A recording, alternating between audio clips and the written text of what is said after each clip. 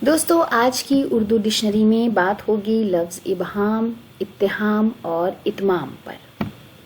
शुरुआत करते हैं लफ्ज़ इबहाम से।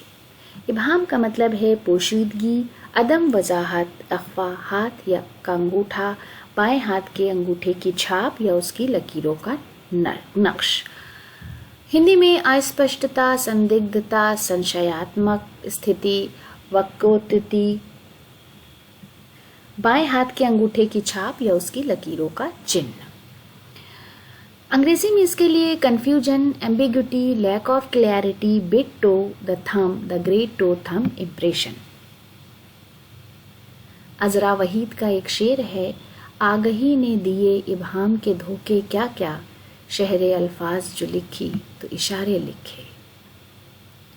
उसके बाद लफ्ज़ इत्तिहाम। इत्तिहाम का मतलब है किसी पर तोहमत लगाना, इल्ज़ाम, तोहमत, बुहतान और शक।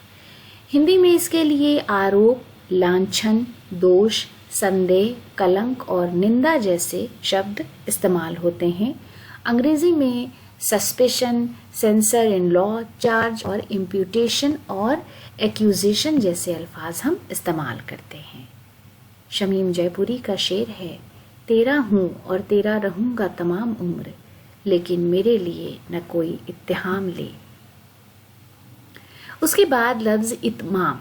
इत्माम का मतलब है तमाम करना, पूरा करना, तकमील, खात्मा, इख्तिताम, अंजाम, मुकम्मल।